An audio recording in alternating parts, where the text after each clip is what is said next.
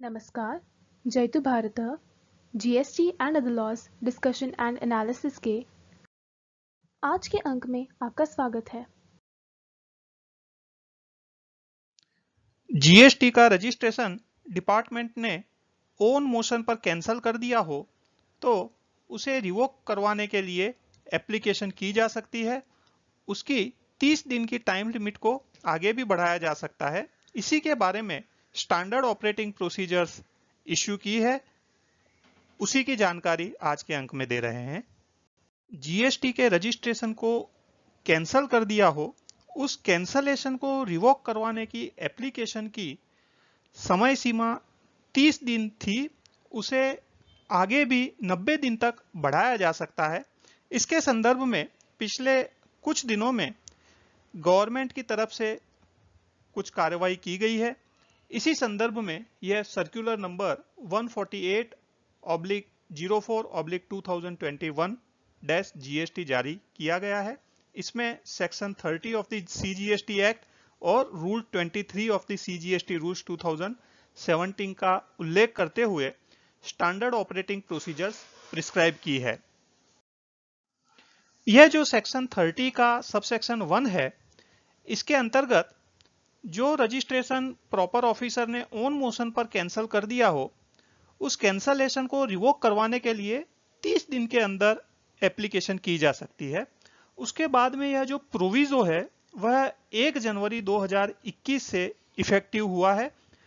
उसके अनुसार इस 30 दिन के पीरियड को आगे और 30 दिन के लिए एडिशनल कमिश्नर या ज्वाइंट कमिश्नर बढ़ा सकते हैं और उसे और 30 दिन के लिए यानी 61 से 90 दिन के बीच में कमिश्नर बढ़ा सकते हैं। इसी प्रकार रूल 23 के अंदर भी revocation of cancellation of registration के लिए 30 दिन की समय सीमा दर्शाई हुई थी।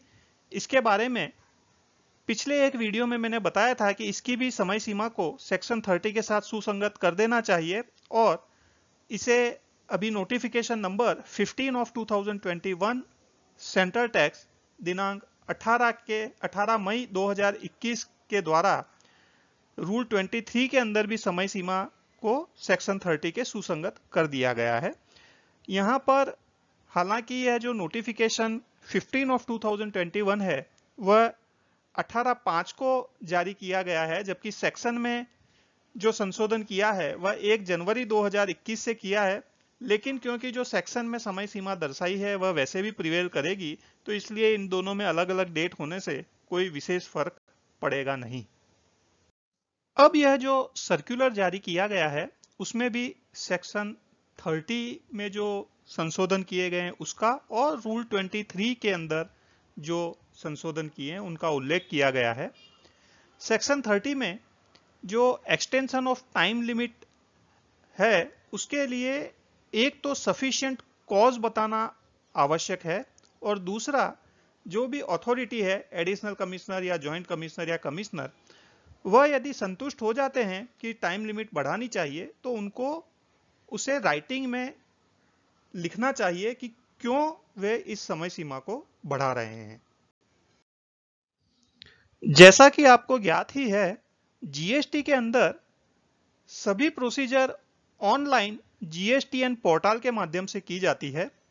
तो यह जो टाइम पीरियड एक्सटेंशन करने का प्रोविजन सेक्शन 30 में दर्शाया गया है उसके अनुसार जीएसटीएन पोर्टल पर फंक्शनलिटी भी डेवलप होनी चाहिए, लेकिन अभी वह फंक्शनलिटी डेवलप हुई नहीं है, उसमें थोड़ा समय लग सकता है।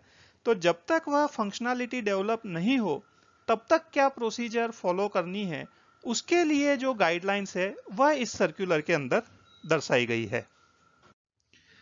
यदि टैक्स पेयर 30 दिन के भीतर ही एप्लीकेशन कर देता है रिवोकेशन ऑफ कैंसल्ड रजिस्ट्रेशन के लिए, तब तो वह सीधी प्रॉपर ऑफिसर के पास पहुंच जाएगी। लेकिन यदि 30 दिन के बाद यानी 31वें दिन से 90वें दिन के बीच के अंदर एप्लीकेशन करता है तो उसके लिए क्या प्रोसीजर करनी चाहिए यह दर्शाया गया है।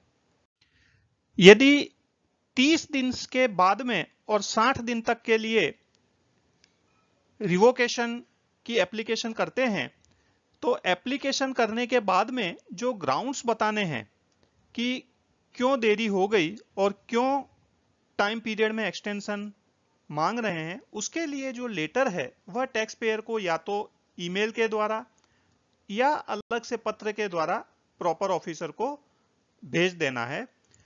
प्रॉपर ऑफिसर उस पत्र को आगे ज्यूरिसडिक्शनल जॉइंट कमिश्नर या एडिशनल कमिश्नर के पास में भिजवा देंगे, जिस पर वह एडिशनल कमिश्नर या जॉइंट कमिश्नर निर्णय ले सके कि क्या ये 30 डेज के बाद में भी अप टू 30 डेज पीरियड में एक्सटेंशन देना चाहिए या नहीं। यदि जॉइंट कमिश्नर या एडिशनल कमिश्नर को ऐसा लगता है कि समय सीमा बढ़ाने के लिए जो भी रीजन दिए हुए हैं टैक्स पेयर ने वह सफिशिएंट है, तो जॉइंट कमिश्नर या एडिशनल कमिश्नर उस समय सीमा को आगे 30 दिन के लिए बढ़ा सकते हैं। उसके लिए उनको रीजंस राइटिंग में रिकॉर्ड करने होंगे कि इन कारणों से मुझे लगता है कि यह ग्राउंड्स जो दिए हैं टैक्स पेयर ने वह सफिशिएंट है और समय अवधि बढ़ानी चाहिए। जहां पर जॉइंट कमिश्नर या एडिशनल कमिश्नर समयावधि बढ़ाने की रिक्वेस्ट को एक्सेप्ट करते हैं, तो इस बात का कम्युनिकेशन वह प्रॉपर ऑफिसर को भिजवा देंगे कि समय सीमा को बढ़ाने की रिक्वेस्ट एक्सेप्ट कर ली गई है। जहां पर जॉइंट कमिश्नर या एडिशनल कमिश्नर सेटिस्फाई नहीं होते हैं समयावधि बढ़ाने के ग्राउंड से, तो डायरेक्टली रिजेक्ट नहीं करना है। रिजेक्शन से पहले एक opportunity of personal hearing tax payer को देना आवश्यक है। जब रिजेक्शन किया भी जाए तो उसमें रिजेक्शन का ग्राउंड भी बताना आवश्यक है कि किस किस कारणों से जो टैक्स पेयर ने ग्राउंड्स बताए थे वह जॉइंट कमिश्नर या एडिशनल कमिश्नर को सेटिस्फैक्टरी नहीं लगे। जहां पर रिजेक्शन किया जाता है वहां पर भी वह रिजेक्शन का ऑर्डर टैक्स पेयर को प्रॉपर ऑफिसर के माध्यम से सर्व कर दिया जाएगा। इस प्रकार से यदि एक्सेप्ट भी होता है या रिजेक्ट भी होता है तो उसके लिए डिसीजन राइटिंग में लेना जॉइंट कमिश्नर या एडिशनल कमिश्नर के लिए आवश्यक है। जब प्रॉपर ऑफिसर को जॉइंट कमिश्नर या एडिशनल कमिश्नर के पास से यह कम्युनिकेशन प्राप्त हो जाएगा कि टैक्स पेयर ने जो रिक्वेस्ट की थी कि रजिस्ट्रेशन कैंसिल किया है उसको रिवोक कर दिया जाए और उसके लिए टाइम लिमिट को 30 दिन के बाद में भी और 30 दिन बढ़ा दिया जाए, तो उस समय अवधि बढ़ाने की रिक्वेस्ट को एक्सेप्ट कर लिया हो, इस तरह का कम्युनिकेशन मिलने के बाद प्रॉपर ऑफिसर टैक्स पेयर की एप्लीकेशन को कानून के अनुसार आगे प्रोसेस करेंगे। यह जो प्रोसीजर दर्शाई गई थी 31 दिन से 60 दिन के लिए जॉइंट कमिश्नर और एडिशनल कमिश्नर के द्वारा जो करनी है, वही प्रोसीजर यदि 61 दिन से 90 दिन हो गए तो कमिश्नर के पास एप्लीकेशन करनी होगी। उसमें भी सेम प्रोसीजर फॉलो करनी है।